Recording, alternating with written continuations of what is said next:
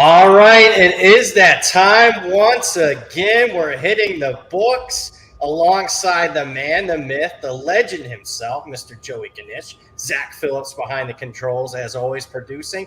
I am merely Brad Powers. Before we talk the upcoming bowl games for Friday, Saturday, yes, there are bowl games this upcoming week. We'll talk the biggest line moves. We'll revisit even our best bets, which, it looks like going to have some closing line value, to say the least, that we gave out last week. We'll see if there's any good bets on the board still as we do this. But before we get into that, let me remind you guys, Hit the Books on the Hammer Betting Network is powered by Circa Sports. You can bet like the pros with the world's largest sports book right at your fingertips. It's Circa Sports. Experience big app limits with the highest betting limits, better money line splits with the lowest hold percentage. You got the best customer service and a whole hell of a lot more. It's sports betting on the go. Has never been better. Now you can download, fund, and bet like a pro from anywhere in Nevada. Get your new bookie today at circasports.com. Knish, as always, before we talk college football, the hottest team in the land is not in college football. It resides in Southeast Michigan, your Detroit Lions. Playoff contenders? Legitimate? I mean, I'm seeing a lot of people bet, Lions futures are the hottest commodity out there out in the market right now. I know you were looking around last night, where can I get the best Lions Super Bowl, Lions NFC future? Just an incredible run of form here. I'd love to see him get in just for fun's sake. I don't think they can make it. They might have, I don't know, can they win out? And that's probably a little bit too tall of a task. Hopefully, I know Mike White said he was okay. Hopefully, we see old man Joe Flacco. Give Mike White, one shot in the ribs here this weekend. You can put Joe Flacco in the game, then we'll be in business. But yeah, fun to see here. I just wish, for my own personal sanity, that they would have not blown the game against Minnesota earlier in the season on the last drive so that we could really have a sweat here down the stretch. But yeah, it'd be fun to see him get in, but at least, hey, we're playing some real ball here, and the company founder, Mr. Fraudzola here, if you check my timeline, a couple of off-season quotes that, the Lions team, I'm so contrarian, I'm so sharp here, yeah, everybody, they're going way under. And they're in the hunt with 4 weeks to go, hottest team in the league. So, yeah, hey, at least it looks like the regular season wins bets are going to cash, which at one point looked was not looking very good. Yeah, Rob looked very smart about 5-6 weeks ago. Last 6 weeks, not so much. This is a college football show. We don't have much to talk about from last weekend like we normally top off the show. I will say this: we did have some FCS games. We had the Army-Navy game. Did you have anything significant on the line this past Saturday before we talk this upcoming week's games? Well, a couple of, Joey K had there was only two. I wish there could have been 30 games, because if I run this good normally, then I would have been, South Dakota State had they cover on the last play of the game on 4th down and 8. They don't even need to do it, but they throw a touchdown. And then, just because I think it was the only game on, and I don't really like watching triple option football, I invested a little bit more than normally here in the Army-Navy game, took some second half over, took some Army pregame, so, hey, it all worked out. It was a great Saturday. Just wish there could have been a few more games. So how about yourself? Yeah, it ended up working out on Saturday. I got a little fortunate on a few games. It actually started the night before. I took a little North Dakota State and had to sweat it out. I couldn't believe I had to sweat it out in the last play of the game. I was fortunate Sanford didn't backdoor me. So that started off the weekend good. I was fortunate not to get too heavily involved in the South Dakota State Holy Cross game. I thought Holy Cross clearly was the right side there. No doubt. I thought they were going to win that in the third quarter. I was like, are they going to win this outright? Yeah. They look like the better team for 2.5 quarters.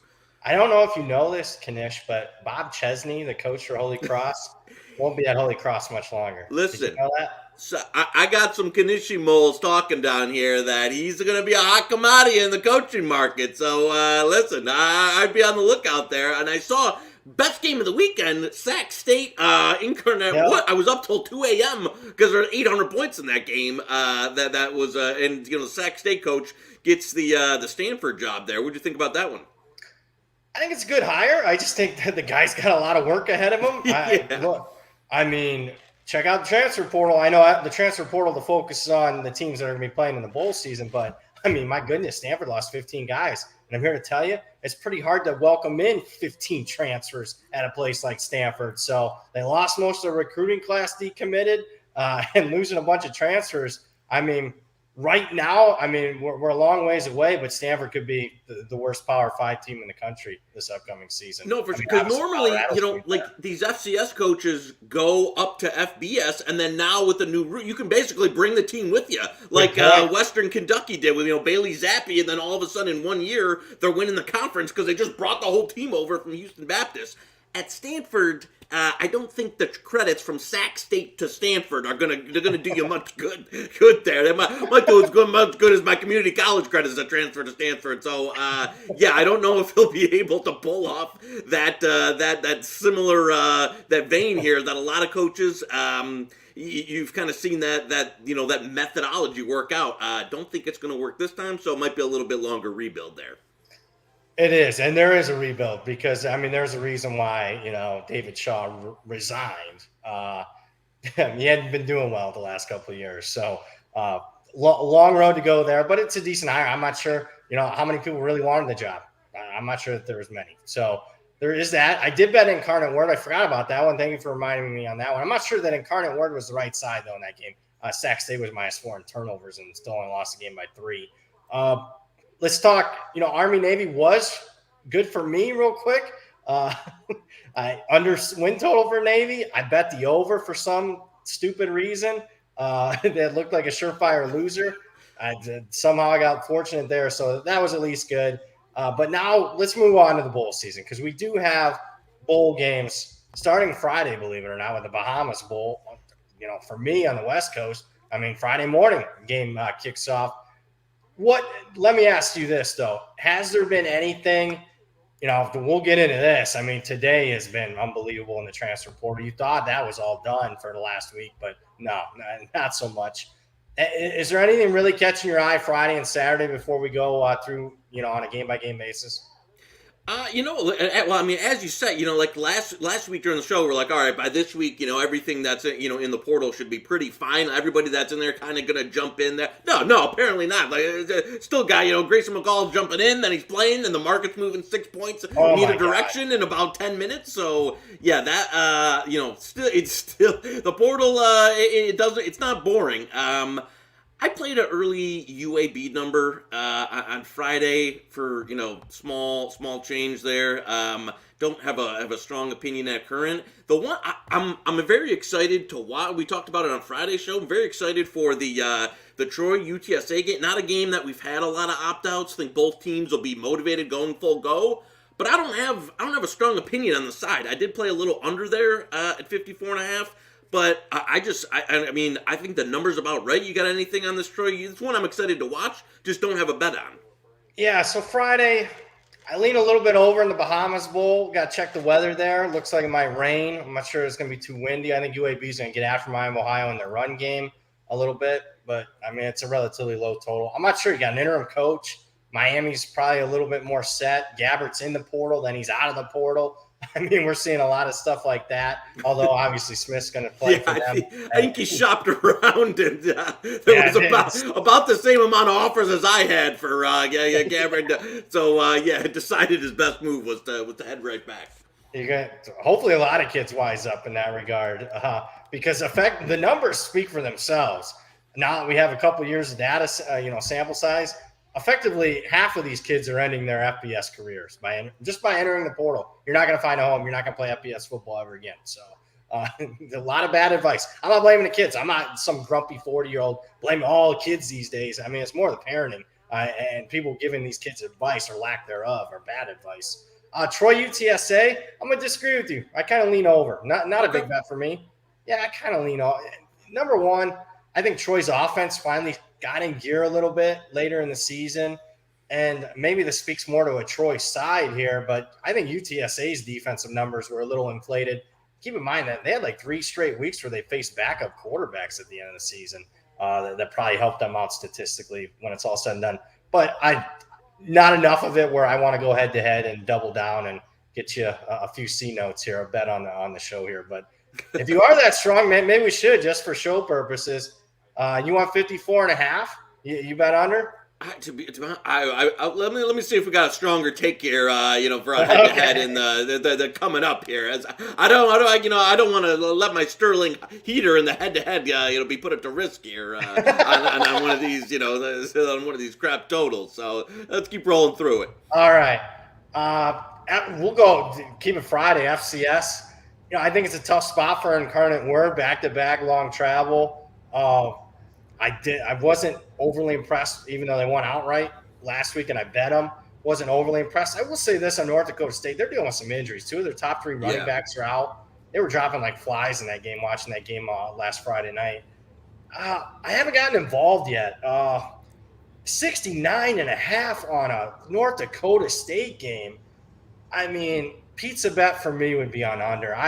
That's got to be the highest total in North Dakota State football history. It's not your older brothers, North Dakota State. I'll tell you that. Like they're not that. They weren't as dominant. They've gotten a fantastic draw, which is probably going to see them get to the final, and then everybody in North Dakota. But as you said, the injuries there. I don't like their quarterback Cam Miller a lot. I don't either. Their defense isn't as elite as it's been in some years, so they're not that elite. Like nobody can beat us, North Dakota State. But as you said, like Incarnate, where they get outgained, last week by 300 yards. Now you're going up. I just think the matchup when they can just get man-balled every down here is tough. But as you said, like I don't have a real strong opinion on this one as well. So it's again, as you said, the total seems high, but again, these Incarnate totals have just been totally flown. So yeah, I got nothing on that one at the moment.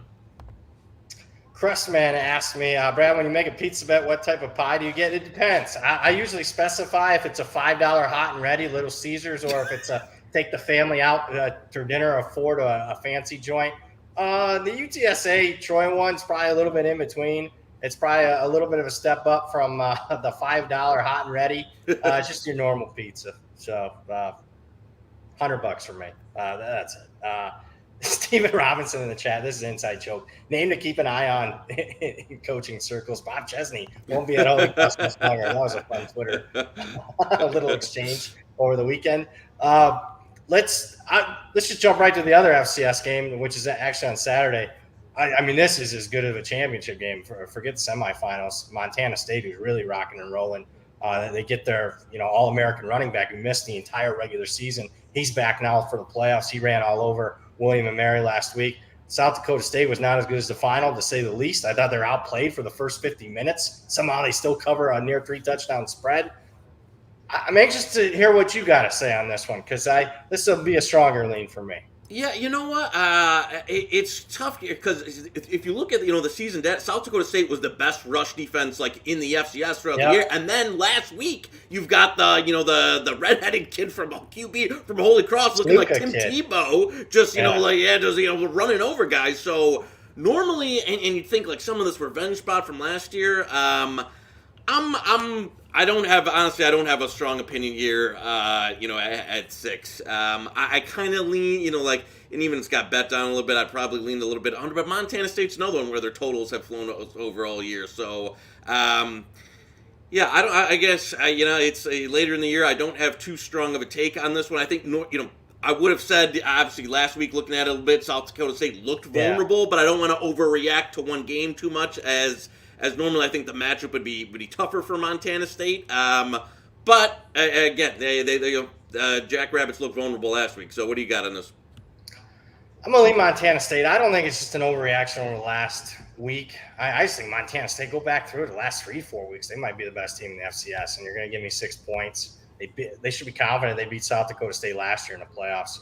If you're in the state of Nevada, the win at 7 right now. That's a pretty good bet. They won't close 7, in my opinion, unless there's an injury. So Montana State for me, plus the 6 here. Not a big bet, but I think we're the bet.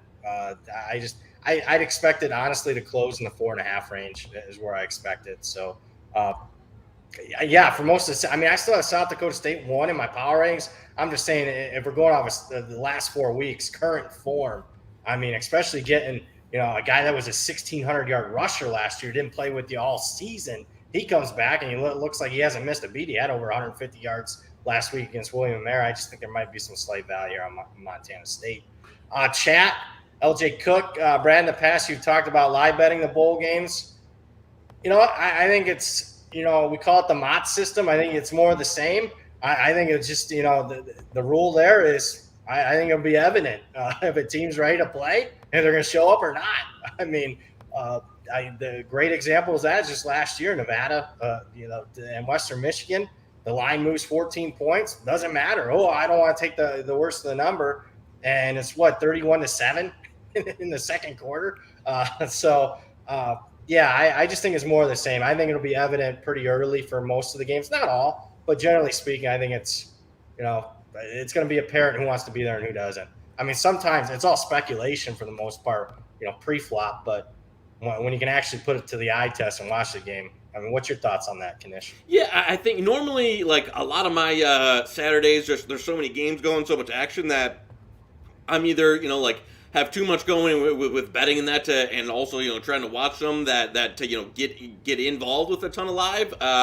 Where the bowl games, you're mostly getting them one at a time. So if anything, I'm obviously watching them, getting them, locked in there. So I'll do a little bit more live betting than normal.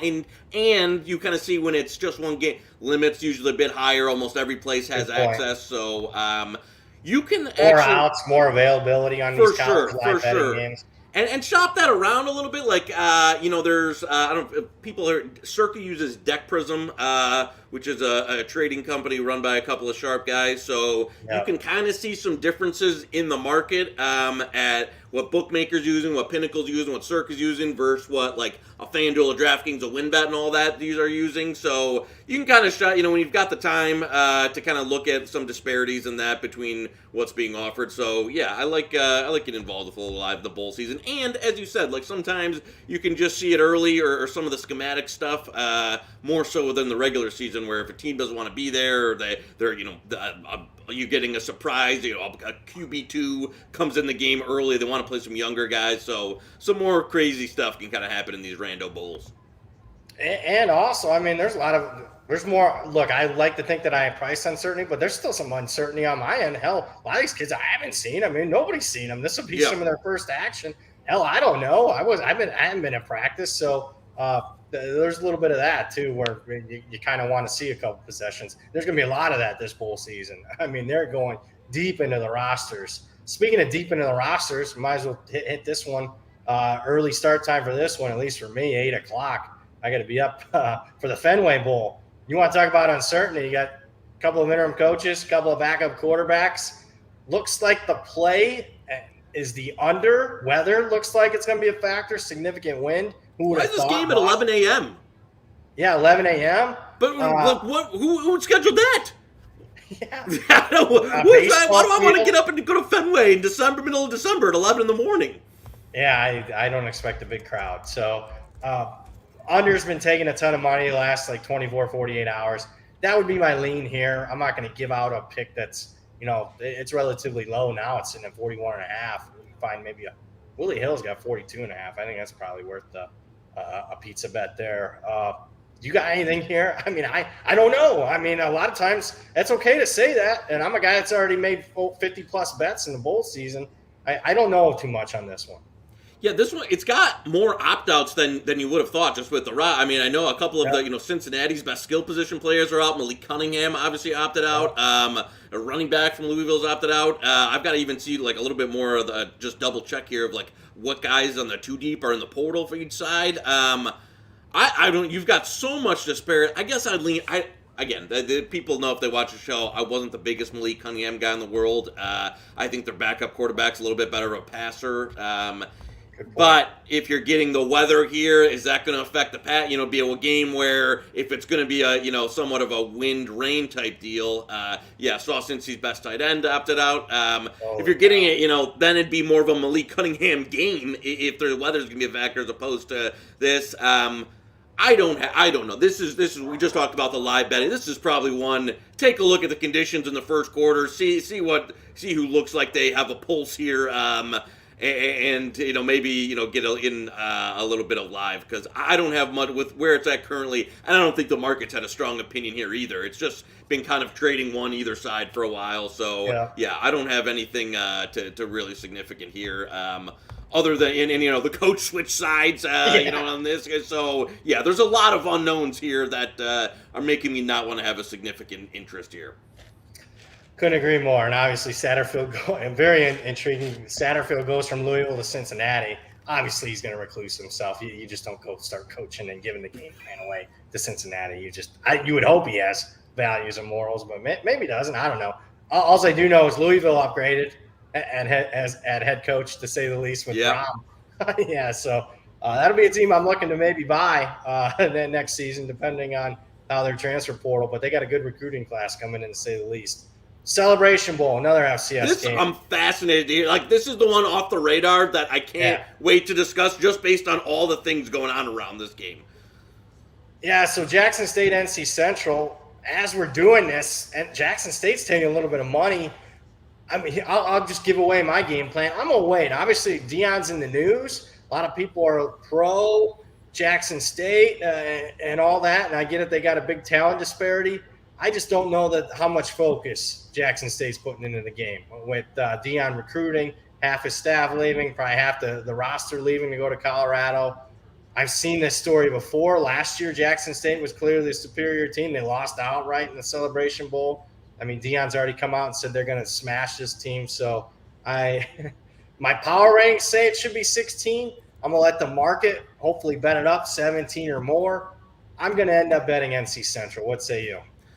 Yeah, this is one. If this was a regular season game, I would actually tend to lean Jackson State here. Actually, some of the guys I work with, numbers wise, think this just on the raw number it's a bit short. But as you're saying, like, half the team, as soon as this game wraps up, is gonna board a flight and go to Boulder. Like, the quarterback, his son, his coach, like half the staff, like a couple of transfer. I know that the big 5-star they had. So like the team is just gonna all leave. North Carolina Central too is also had some insane results this year. They beat New Hampshire by 3 scores, who was a playoff team. They lost to South Carolina State, who's absolutely terrible. So I know there's as you said, there's going to be even a bigger talent disparity here than last year with who Jackson State has. But I don't even know how to put a number on this when you've got most of the program walking out the door as soon as it's over. I was surprised. I thought for sure when he was taking the job and they were already at Colorado,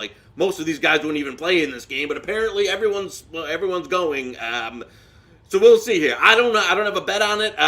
Again, this one a little bit like Louisville, Cincinnati, just a ton of different factors. It's interesting to talk about, but I don't have much in terms of a play so far.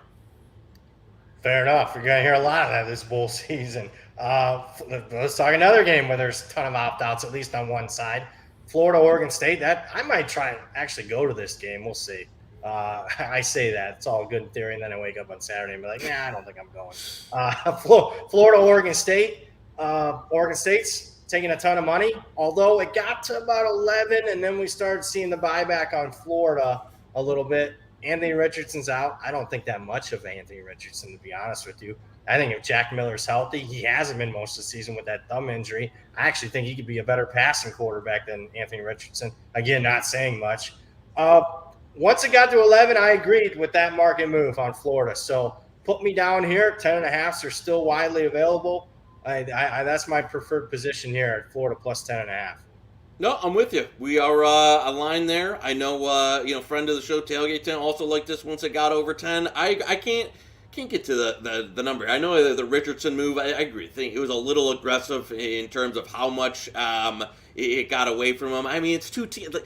I think the matchup actually is not bad for Florida. I mean, it's an Oregon State team that what do they want to do? They're going to have the same similar game plan to Florida here. Both teams like to run the ball. It's just not a beef team that I love laying this kind of number. When they're going up against maybe some peasant Colorado or Arizona or something where they can just run all over them. And again, Florida's defense hasn't been great, but it's still going to be, markedly better than a lot of the bottom of the basement Pac-12 defenses. So, yeah, Agreed. I think now the number too high. If anything, I mean, I don't know. Anthony Richardson, with lacking the passing efficiency in that. Again, some of it, just him in general. His overall focus and leadership of what he's been at Florida. I wasn't the biggest fan of either. So I think if you get a locked in Florida team here, which you never know, but I think that then just raw number too high here. So I agree, 10.5 or better worth a play. Yeah, even with a dozen plus guys for Florida out, I mean, it's still an SEC team getting double digits against a Pac-12 team. A Pac-12 team that I get it. I like Jonathan Smith. Borderline love Jonathan Smith. I think he's super underrated. I mean, 10-2 against the spread this year, Oregon State. They're vastly underrated. But, it's still Branson at quarterback. I mean, who they don't trust that much. I can't get double digits here with a Pac-12 team. So agreement there. We'll save that in the holster. Maybe that's the best bet on this show. We'll save it. Let's talk another game out here on the West Coast. The LA Bowl, Fresno State, Washington State. A lot of money on Fresno State for a variety of reasons. Number one, Jay Gaynor's going to play. He's kind of all in on this game. One last opportunity to beat a name program, at least out of the Pac-12, Washington State. I expect Fresno State to have the fans travel there. Washington State's got 3 of their top 4 wide receivers out. Their defensive coordinator's out. A couple defensive players out. So I am part of the Fresno State train here. I'm guessing you are as well. Yeah, I'm with you. But this is one that I was on Fresno State at earlier number at pick. Even played a little -1. Now that it's gotten a 3, that was kind of like the stopping point here. Where I still think.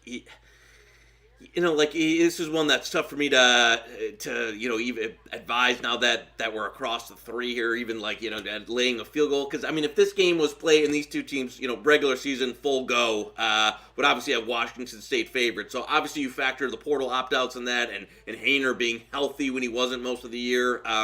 So again, agree with the move, but at current.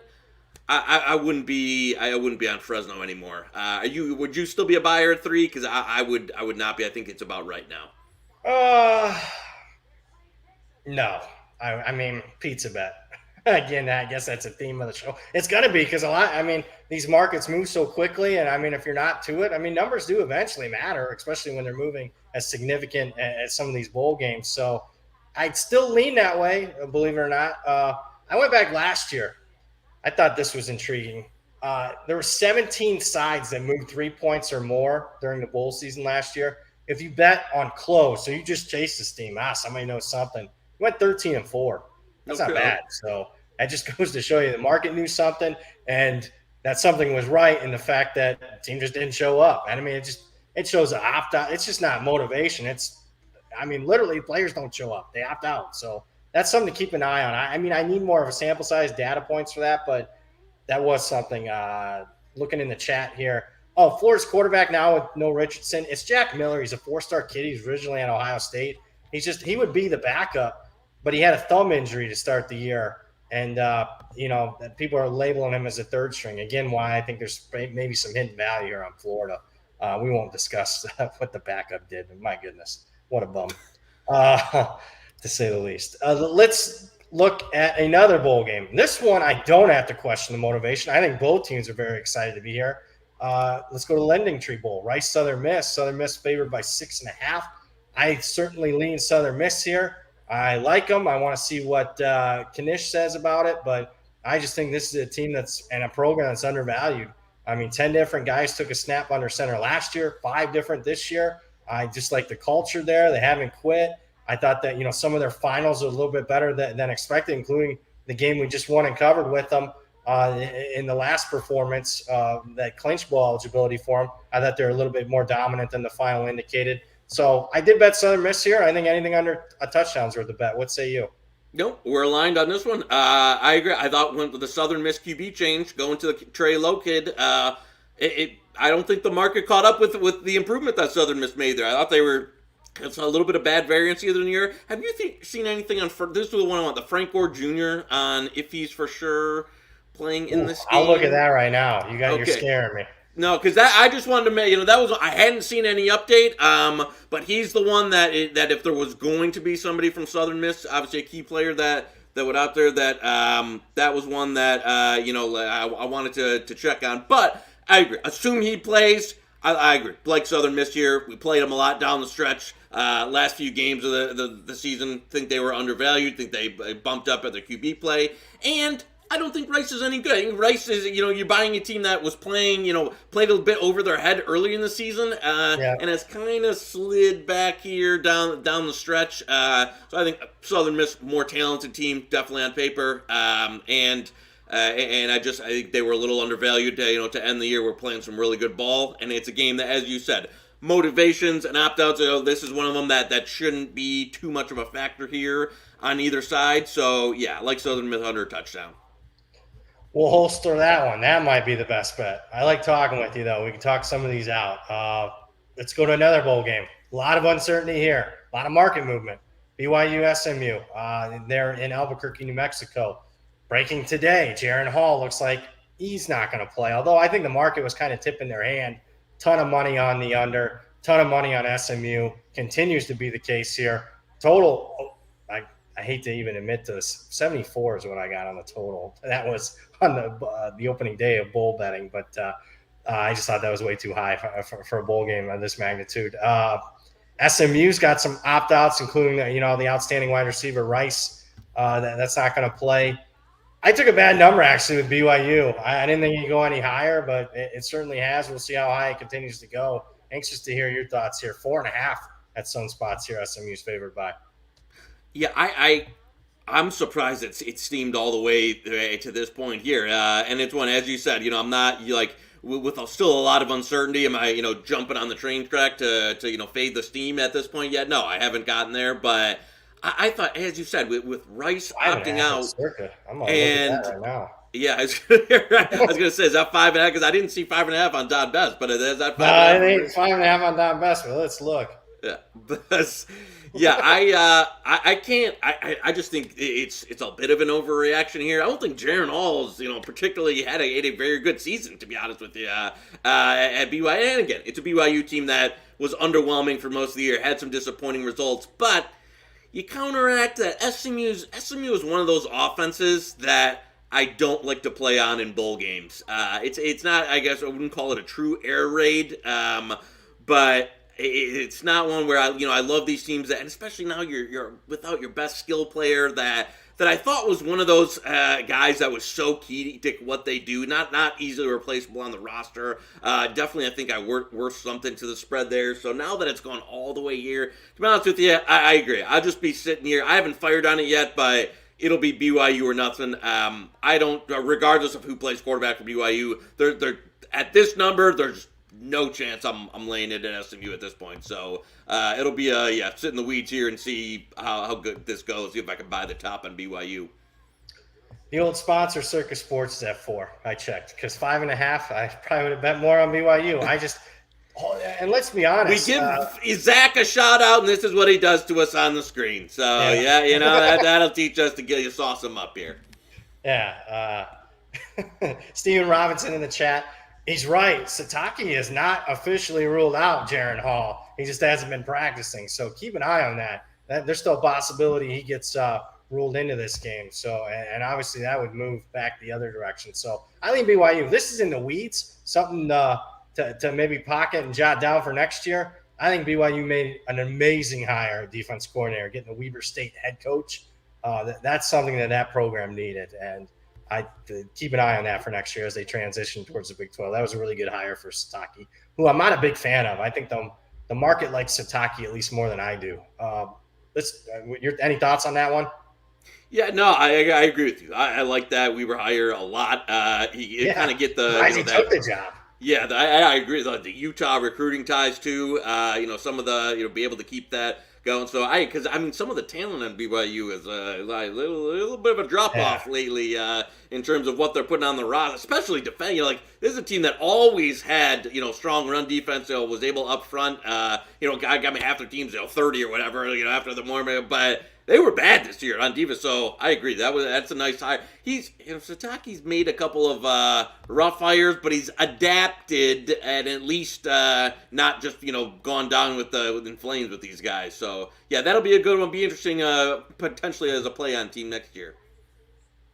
We'll see. Big 12 schedule. I mean, there is a ton of conference realignment. You and I were texting back and forth talking about Conference USA. The American has a ton of new people, and it's going to be a fun offseason, to say the least, when it comes to college football. I would not want to be dropping an odds maker having to make conference futures next year with all the movement. So hopefully we can take advantage of that, because that is going to be nuts. You know we will. We are going to. I'm looking forward to that. I am really looking forward to that. Let's move on to the last bowl game for Saturday. Boise State, North Texas. North Texas interim coach. A lot of money on Boise State. I'm a part of it. I laid 8. I laid 7.5. I laid 8, 8.5, 9, all the way up to 10. 11 as high as Circa Sports, at least what Don Best says here. I don't know what Zach's screen says on Circa Sports. I mean, it feels like it's something from 10 days ago, but I'm joking.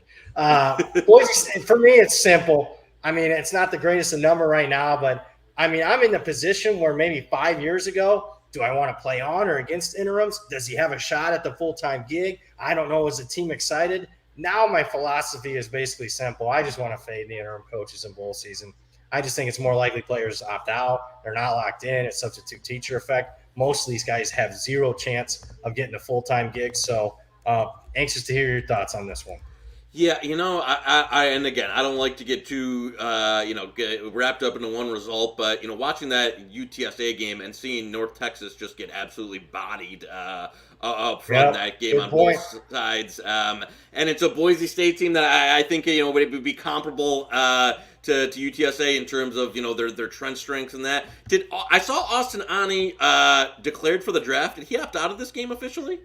He's going to play, I thought. Okay. Because I saw he declared for the. I mean, it's 29, so I figure if you're going to play, if you're going to go to the NFL, this is probably the last. You're older than most starting quarterbacks. So, but no, I would. I mean, I'm gonna. Zach probably after screwing up the screen, he owes me a trip to Proline to lay that 8.5 juiced 8.5 there at Timmy Ho's. So that would be. But I think honestly 10 or better here on Boise. A lot of North Texas and what they do in terms of running the ball, and I think Boise, it's just a good matchup for them. Again, 10 is a throat, but I think they should be able to run it down North Texas' throat, and on the other side have the front to stop the run. So good matchup for Boise. I think I like their style of offense again in bowl games. So yeah, I think you're on the right side there, and 10 or better, still worth a smaller play. Yeah, and obviously Boise State, a different team down the stretch compared to what they were the first 4 weeks with the coordinator change, quarterback change. And look, you and I faded against them Mountain West Championship game, but that wasn't a dominating win for Fresno State. There was some fluky stuff early that got us the lead there. So clearly superior team. And I'm glad you brought up that UTSA game. And I don't think it is an overreaction, just one game. A lot of times you don't get a chance to watch a lot of these games isolated. And how many teams are caliber of Boise State in Conference USA? Maybe a couple, UAB as far as athletes go, and UTSA. So I think that's actually a pretty good data point for North Texas, at least to compare what they're going to be up against. So excellent point by you. Not that you don't make many of them. I'm just saying. Yeah. Don't shortchange me there. Fair enough. Let's get to one more before we open it up, because you and I will be talking next Monday, but not in time for this one. Connecticut, Marshall. You got Marshall favored. Throw out the record books, baby. Yeah. I think I might have been in college last time the UConn was win bowling. I think Bob Diaco was the head coach. I think they, correct me if I'm not even going to Google this. They played Marshall, I believe, honestly, in a bowl game. I think they lost like 13-10. That's just me going off script. I'm going to have to look that up. I was going to say, now I can't now look it up. Yeah, that's the last time. I think it was like 2015, 2016, Connecticut bowl game. 13-10, I want to say they lost to Marshall. Not going to be 13-10. In fact, I think Marshall's the right side here. I think Connecticut's fired up. I think they'll play their A game. I really like what Jim Moore Jr. is doing. I just think Marshall's clearly far superior here. I'm not sure Marshall's that fired up. I just think that they're overwhelmingly the better team. And as good as Connecticut was down the stretch, the box scores weren't that good in a lot of their games. They were outgained by Massachusetts, outgained by FIU, despite winning both those games by double digits. I just think they get outclassed here. I bet Marshall minus 9.5. Still lean that way at 10. 2015 St. Petersburg Bowl, 16-10 Marshall. Yeah, I said at the Trop in St. At the Rays old state. I mean, well, I can't. There must have been at least 60, 70 people in attendance for that one. So I'm shocked that they don't still play it there. But now in the Myrtle Bowl now, I'm with you there. I just UConn, obviously Jim Mora, fantastic. What he did for I mean, even with the injuries they had, we talked about it a few times during the year. Like some of the key players going out. No, I mean I think this is a little over their head again. And Marshall, another team I've said it 4 times on the show. Like the running style, physical style in bowl teams and their offense. That's kind of what Marshall does well. They've got a good defense. Probably one of the more talented teams that UConn's seen all year. So yeah, and you've got a UConn team that. They were so good against the spread this year that I think now the market having to adjust it a bit to have them, down around 10, even some 9.5 pop for a minute. So yeah, I'd lean Marshall as well here. And I got unless whenever there's bowl games, that are 40, 41, unless I have a good like the Fenway Bowl we're talking about with there could be some brutal weather. This should be one as long as it's not too windy in Conway. I'll probably end up playing a little bit over here. I agree with that. Rule of thumb, this is generally speaking, early bowl games over, later the bowl games maybe under. Obviously, offensive-driven timing and whatnot, when you're off 3-4 weeks, a little bit different than when you're off a week or two. So, yeah, I agree with that. Stephen Robinson in the chat, Bob Diaco, came up. I did not know he did this. Came up with the idea to show football games on Nickelodeon for kids. He is an interesting character, to say the least, Bob Diaco. He came up. They had the slime. I remember that first Nickelodeon broadcast. The slime on the field was. It got me to tune in. He also came up with the trophy between Connecticut and UCF, the conflict trophy that UCF won one year and just left it on the field. That's how much they thought of that. So interesting guy, to say the least, Bob Diaco. That's going back a few years. Let's get to let's talk best bet before we open up to the other bowl games. I think we deserve to give the audience a best bet, at least for these first 10 bowl games. What is our best bet? Is it Southern Miss? Yeah, let's go with the Golden Eagles, baby. I'll go a little Southern Miss there. I think that's at the current number. I think that's my favorite one left on the board there. I agree. Southern Miss minus 6.5. You can put us down for that one. Pro line's beautiful, 5.5. But 6.5 I think is good there. Yeah, I don't see any other 6s anywhere. Pro line, I can't wait to move back to Southeast Michigan. Right. Yeah, I'll pick you up and head across, hit the tunnel, and be walking around Canada there. 2 I wanted to ask you on. One that I played actually earlier today. It got steamed this morning, but I played and it hung around there even after the Kincaid news. Played Penn State +3. Actually pretty big. To be honest with you, I think they should be favored in this game. I agree. I'm making a best bet. I think they could close favorite here. I agree. I'm still fine with 2.5. So I'm fine with 2.5. I wouldn't have bet it obviously as big as the 3 that I bet, but I like 3, 2.5. I think Penn State is the best. And with all the we've seen enough of the portal where I feel would feel comfortable that the guys who are going now or haven't hit yet will likely play. So yeah, I agree. I think Penn State is the better team. Should be favored in this game. Would be surprised if it doesn't close. Pick at worst. Agree. Best bet. Penn State. Couldn't have said it better. Penn State's had a couple opt-outs, but I think the opt-outs for Utah mean more to a team. Penn State's out-recruited Utah significally. Last I checked, Nicholas Singleton's going to play. No, they're the one kid who played, their skill talent. Like, Kincaid was a game, in some of the games this year, he's getting 15, 18 targets. He was a guy who they just leaned on. And I know you normally wouldn't adjust for a tight end as much, but he's worth a half point at least. Yeah, I agree. He was such a key cog of their offense. And now, I think Penn State had a phenomenal year outside of, getting trucked by Michigan and Ohio State, who are two of the, 3-4 best Really, teams. just the Michigan game was their best. Yeah, right. Chance. Even they outplayed Ohio games. State for a majority of that game. So I think, it's one of those, you don't get a ton of credit when you lose those two games, but I thought they were a great team this year. So, I mean, one bad game and a lot of great efforts for the most part. So, yeah, I think the better team here. So I like that one quite a bit. No disagreement here. I love that play. And just to prove it, my biggest bet's at 3, but I was stunned at the original, before even the opt-outs for Utah. I was still liking Penn State with a plus number beside them. And I was stunned the market was moving against me. I did not understand that whatsoever, other than, Parker Washington and Joey Porter. I mean, again, Penn State's deeper than Utah. And I think Utah will be fired up to play, but I also think Penn State will be fired up playing the Rose Bowl. Any other games?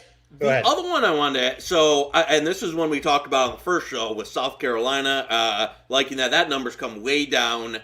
Yep. Interesting to know, it looks like Travis Buckner is practicing. Marcus Freeman says they might split time.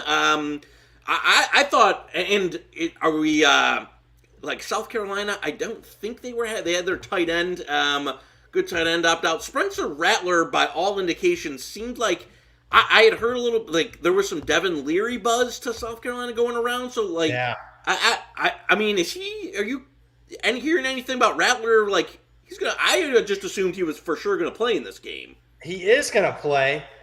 Let me say this, and I'm not saying this because you're on the show with me, but really, really sharp. Not that I'm the end all, but I just literally got done telling somebody, you know me, I'm a Notre Dame fan, but I'm when it comes to betting, I am so negative and anti. I am as pessimistic as anybody about Notre Dame. And I had bet South Carolina plus 5.5, plus 4.5 in the game. But I just got done texting him. I was like, hey, keep an eye on Notre Dame against South Carolina. You mentioned the Rattler thing. I was stunned that they're looking at Leary type of thing. My understanding is Rattler's going to play. But I'll tell you who's not playing. Marshawn Lloyd, their leading rusher. Their second leading rusher, Jaheim Bell, who's their all-utility everything guy. He also plays tight end for them. He's one of their top receivers as well. Stogner, the tight end, he's going back to Oklahoma. Offensive coordinator's not there. He's going to Nebraska. What the hell is going on in South Carolina? For a team that should be at the ultimate high, coming off the end of the season, beating Tennessee and Clemson, I mean, they have guys declaring early for the pros, starters hitting the transfer portal. I don't think a lot of this is priced in. Michael Mayer out, Foskey out is priced into this line. That's why South Carolina is taking money. But I don't think the defections for South Carolina are priced in. So, I mean, this is in the weeds a little bit. I haven't played back Notre Dame, but I think when it's all said and done, I think Notre Dame's a really sharp bet when it's all said and done. Because I'm here to tell you, Buckner's an upgrade over Drew Pine. He is. If he's healthy, I gotta watch practice reports a little bit more. He's better than Pine. I was waiting to see, and that's what I was waiting of is okay, is he going to start this game, or is he just going to get a few drops? I mean, obviously not playing. I think everything I've read, he's going to start. And as I agree, all of that, we're making some assumptions when we're betting early and stuff on the bowl. Yeah. I did not expect most of this South Carolina movement in terms of guys for the pros, for the portal. I thought they would be motivated for this game, bring most of their team in. And then as we're going here, it's guys are portaling out, they're hitting the draft. So, I'm obviously not as bullish on South Carolina as we were, at least for last show. And then kind of, as you said, was keeping an eye on there on what the quarterback situation was for Notre Dame. Because even if I'm not if it's going to be that true freshman who hasn't played at all, I still wouldn't bet. That'd be to me. Yeah, I agree. I'm not betting it if it's him. Yeah, if it's that kid who was a lower recruit that hasn't played a snap, then I'm probably not playing back. But yeah, I think keeping an eye on this one is definitely something to monitor. Yeah, it's something that we'll obviously this won't be the last time we talk before that game, but keep an eye. I'll be keeping an eye if I'm here because I just heard. I mean, this is in the weeds, and I'm sure people ain't listening for a Notre Dame breakdown, but Tommy Rees said that Buckner just had his best practice in several years since he's been there, and that was just the last practice on Sunday. So definitely keep an eye on that. Hint, wink, wink. I'm looking. I need a little bit more information, And I'm not a guy that's very pro Notre Dame. It takes a lot for me to bet Notre Dame, but they might end up being the right side here. Any other games really catching your eye? Obviously, Drake May.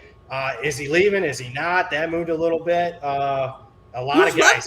He's staying, but the rest of the team, like they're both their all ACC core. The only two good players they had on defense are gone. Josh Downs is gone, so I agree. I got asked last week on Friday show whether the 14 was high, and I'm like, I just don't want to back UNC here. I just don't want any. I know that I agree. I think the number's a little inflated, but I don't want. I think this is one that you could see just getting them absolutely run out. So.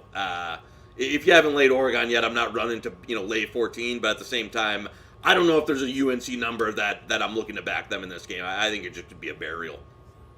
Agree. In the chat, Holt, how'd y'all digest the McCall news today? Not ideal, because they got announced and Willie Hill still had 11 and everybody else was at 13.5. So I laid 11. Thought, burial, East Carolina, and then. 15, 20 minutes later, he's playing. I mean, McCall's like one of the most valuable players in college football. So not an ideal, not my best moment there. I got an East Carolina ticket, minus 11, and I thought it was great. And I didn't get back to it when it came back down. So I'm in bad spot there. What'd you do? You know what? We had honestly, when we were taping, if you watched the last show we did, actually bet some East Carolina as Circa was opening, and so laid some touchdown there. I'm just keeping it. I don't think this I know Coastal's going to go. I hear there's some rumors that from a guy who I bet with that's pretty in at Coastal that he got offered a big sum there, and to actually come back for one more, he didn't get didn't get a particularly good draft grade, so I think he's going to actually take the NIL bag to go to one of the Power 5 programs. So we're kind of keeping an eye on which one. I know Florida's been in the market for a transfer QB, so that could be one spot. And I know the people at Auburn are needing another QB as well. So those could be a couple spots to look out for. But I'm not. Again, it'd be one that. I don't want to back Coastal here. And again, I know Holton Allers has made me want to jump off a bridge at least a half dozen times in his career at East Carolina. But I don't think, and I know, as you said, McCall super valuable to the team. It'd be a game that I would love laying East Carolina if he wasn't playing. I think there's too many. A couple other players from Coastal have already hit the portal, including their best pass rusher. So. It's a pass for me on this one. To be honest with you, if it got back to a touchdown, I'd probably bet some more East Carolina. Don't disagree with that. Again, I'm in a situation where I am very skeptical of anybody with an interim coach. I'm not sure how locked in these kids are, even if McCall plays. Again, how healthy is he? He didn't look necessarily 100%. He was not right versus Troy, and they got buried. Yeah, and the market was wrong there. Big time. Let me ask you this, though, about East Carolina. Was there any concern? Because, they got crushed by Houston. And then 3 or 4 of the sharpest guys I know in the markets were against them in the Temple game. And they all proved to be, majorly correct in that one. They almost lost outright in that game. Any concerns there? I haven't gotten to it yet, deep dived. Was there a reason why the market was so anti-East Carolina in that final game? I'm not sure. I didn't have a play in that one, but I agree with it. Obviously, noticing the big market move there. So I was. You're gonna ask me, do I have a lot of confidence in holding the others in East Carolina? No, I don't. I've got 4 years of data that says I'm not very confident in this one. So it would be more of a coastal fade for me versus an East Carolina team that, as much as I hate to admit, was better defensively this year, and I think have obviously the healthier quarterback at least in that. But no, I will say, at least if anything that data point there with the market move would keep me off, double dipping into more East Carolina. But again, not going to have too much of there's just not a lot with the Coastal team I left, other than obviously with the McCall last dance that I like about them. Fair enough. Stephen Robinson in chat, on a bet like South Carolina plus 4.5, playback Notre Dame -2. Wait and see. I haven't bet Notre Dame yet. I'm let's not talk ourselves out of some positive CLV, because I mean it's crossed through 3 and we got some good bets. So just a holding pattern. We'll tell you if it's go time for Notre Dame. Again, I need another week or so of practice. I think some of those that coach speak in the practice stuff can be like it can be a little like telling kind of people what they want to hear type, as opposed to you're getting good info, because there's no real motivation for them to give you the legit what's happening. Reality. And look, while I think Buckner is an upgrade over Pine, I don't have a lot of faith in Buckner. I mean, he just can't. I mean, he can't come down a flight of stairs. He's out for the spring game because he sprained his foot coming down a flight of stairs. So I don't know how healthy. He's not taking hits in practice either, because obviously he hurt his shoulder. So I just need more info there. So don't play back Notre Dame yet. I'm just saying that when it's all said and done, Notre Dame might be the right side. Any other bets? I know, best bets recapping from last week.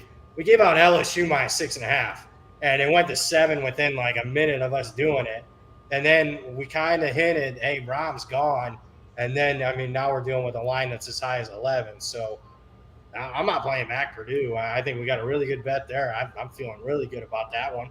The other one I'm feeling good about is the total. We gave out the USC Tulane game under. I think we're in good shape there. No confirmation yet on Caleb Williams. I did mention, I want to hit this. Michael Pratt, I said possible transfer. You and I talked about this.